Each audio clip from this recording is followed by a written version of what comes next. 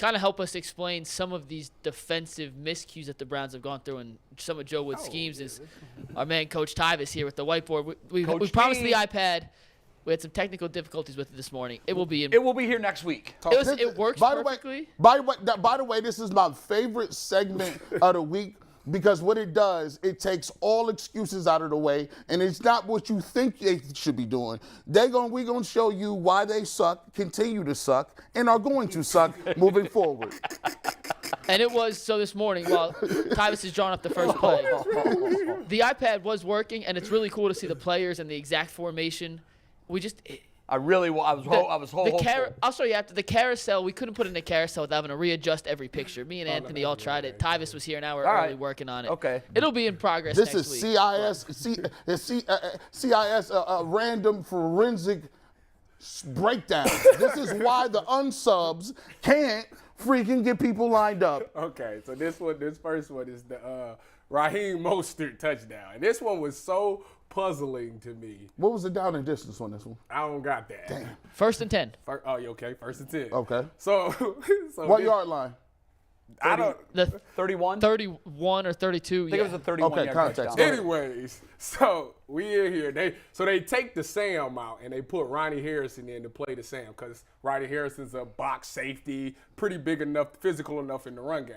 So they come out in this alignment right here. You got 2 wide edges. You got him right there, and you got the linebackers. Now these 2 is in a stack formation. So usually when I tell you, if you watch the Browns, you can pretty much tell who has what gaps because they line up over their gap. But when these linebackers is in this stack formation, technically they go where the flow of the ball is. So obviously he's in that gap, he's in that gap. If the ball goes right, boom, boom, that's so far. Go left, boom, boom, all right? So before the snap, boom, he motions over, he scoots him in the box. This ball hits right here through this gap, right? Going off of what I just said, flow, and he should be out here on the edge, right? This guy pushes up, blocks him. This backside guard reaches Deion Jones, and he never, ever makes it over to the play. And I'm sitting there, I'm watching the play. I went back and watched all 22. The ball is snapped. The play is going. This man has not taken a step yet. I'm sitting there like no steps. Like, what are you doing? Like the line is going that way, the running back's going that way. Like, yeah, you gotta go because this guy's gonna leverage it, and it should boom. Nobody's there. You should be a free hitter to make the play. He took so long that this guard hits him, catches him all the way up here, and locks him so he can't do nothing. So boom, Raheem goes and takes it to the house. There's no one to get him. I was sitting there like, I cannot believe that just happened. So why was 51 rotating in? Because he had Deion Jones had a rough game. And this was our safety. I don't know what. Yeah, he had a rough game. It was bad at times. Before you erase that, just know that as a middle linebacker, your landmarks and your keys are the guards. The guard, he's upfield. This play is right here. Yeah, it's coming your way. He gone. And for you to be able to, this guy, he's over 3. He reached him. That's in what one I'm saying. gap, That's 2 gaps. He reached him 3 gaps. To be honest with y'all, that's unbelievable that the backside guard can reach you. He's never supposed to get That's there. like a tactical error. Like, you should never, ever let that happen. So is it just lack of awareness? Is it lack of effort? Jay, like I said, I don't know what, he must be suffering from what I call paralysis by analysis. They have told him. So he's thinking too much. Yeah, thinking way too much. Like, and which they admit at times, like, they're trying to do everything perfectly. And sometimes you got to say, forget that. Does he get any slack because he's new to this? He been in this system before. He was in this system in Atlanta when he was a Pro Bowl. But the verbiage is different, right? I mean, no. It's all the same. Yes, every team's pretty using much. Yes. the exact same. Yes. Really? Because those From are Seattle to San Fran to Dallas, it was all called the same thing. Because your base technique doesn't change. Your technique is the same across the world if you are lined up in base. Like this nose tackle right here. He's already shaded this way. This is his gap. That's what I'm saying. The tackles ain't they where they at. Why did you get reached by the center? You got reached because the ball hit here. You can't get reached. He's supposed to be flowing that way. You definitely can't get reached by a backside guard. It's the same in every world. It's unbelievable, Jay. Like, it's so we're blaming him for that, not the system, not the coaching. Him. What do you think? I think it's all on him. I mean, the coach can't get So it. now all of a sudden you be seeing where I be in the dilemma now. Because it's like, I understand like what you're supposed to do. If you go, I'm gonna show you the play after this over with. You're gonna see. You're gonna be like, why is he still standing there? I was like, go. I remember the play in real time, and I remember thinking, did they think the snap? Did they miss the snap? Did they not the know ball that the right ball in front was? of you? So I don't know about that. All right. So the next one, What play is this? we'll do Sheffield's touchdown. While Tyvis is drawing that up, Steve, can we take iPad full? Let's see if this just kind of works. It's small, but take it full. I'll make it bigger. So it does work, guys, just so you'll know it works. Just so you guys understand, I need a third hand to draw here, actually. Anthony, hold the microphone button for me. Here we go. Good. All right, just while Tyvis drawing the next play. Teamwork. This makes is the dream Deion work. Jones. He gets blocked by this dude. Like this guy right here. That's- Somehow he gets that's- over in time. That's more than 5 yards. And, Yeah. and that nose tackle right there over the center, he gets reached. He gets reached by this guard, this center as well. So, to Tyvis's breakdown, you see the full play. This gives you a little visual element. This is the next play with Tyvis' breakdown. Jay, the iPad does work. It just now you have to close everything out and then reload it. And by the time he did it again, Can you It'd be play too that long. play?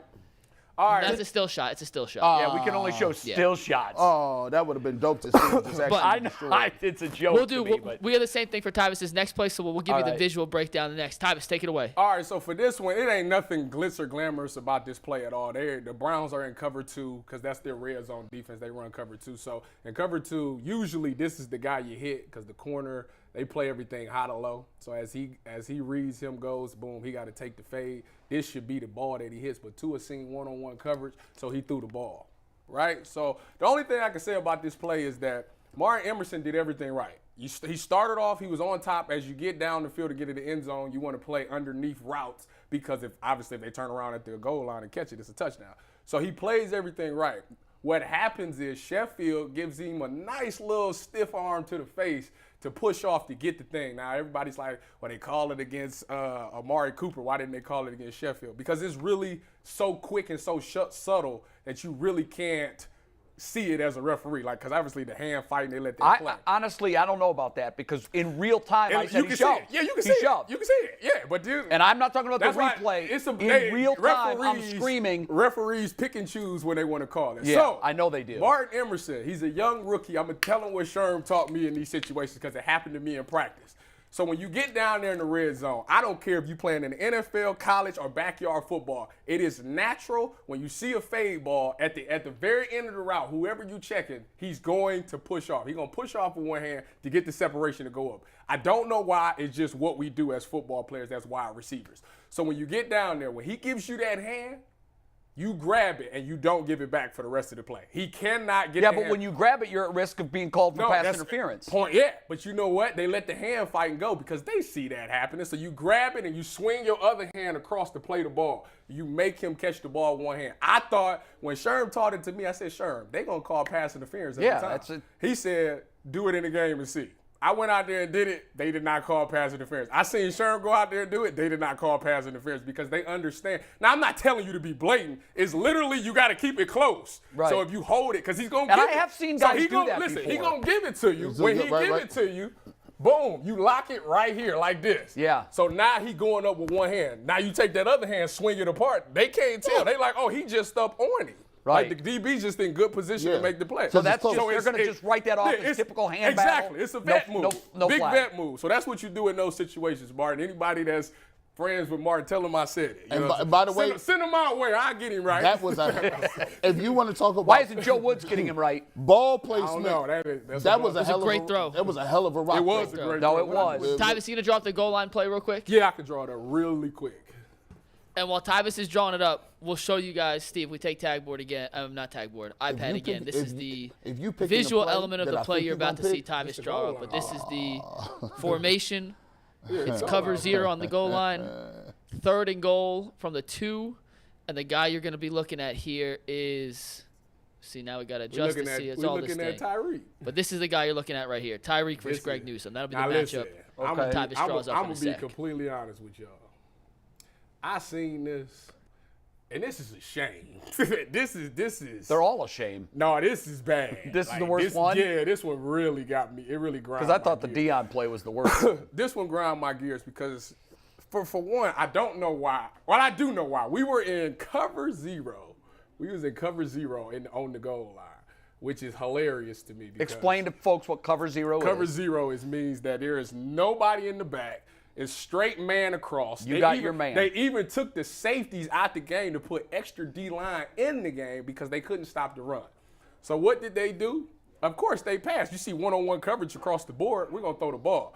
Now, the tactical error made was by Greg Newsome right here on this play. If you playing cover zero, the easiest throw in football is straight down the middle. For a quarterback, right down the middle of the field. So when you're playing zero, you never, ever, ever give up the inside on the route. You always give up outside breaking routes because that's harder throw, takes time. You might be able to recover and make a play. But if he beats you inside and the quarterback can laser it right there, then that's going to be a touchdown every time. And that's exactly what happened. He came up, gave him a little shimmy, shimmy, boom, shot inside. G. Newton never recovered, touchdown right over the ball. This guy's gone with the motion. So that right there, G. Newton just has to play heavy inside, and he has to live with those big 7 routes because it's actually harder to throw those passes than people think. So my question is, when they come out in that formation, that personnel, why you at goal line? Because we couldn't stop the run. And I said the same thing. I said, why? I laughed. I literally laughed. I said, this is so bad that you putting out extra linemen like this. That's pathetic that we got to do that. But that's what they did. They took the safeties out the game, brought in your best 3 cover guys, corner, corner, corner, took the safeties out, brought in the extra linemen, boom, boom, got your 2 linebackers out there. Linebackers checking the tight end, and this one got the running back. These guys are dead. It's really like they're dead. It's as bad as we think. Dead. Isn't it? That was bad. There's no way you can cover them one-on-one. Hey, Earl, happy birthday, brother. Yes, happy birthday. Happy birthday, man. Happy Great birthday, job. Man. And that's my breakdown. That's the Tyvis Madden segment of the day.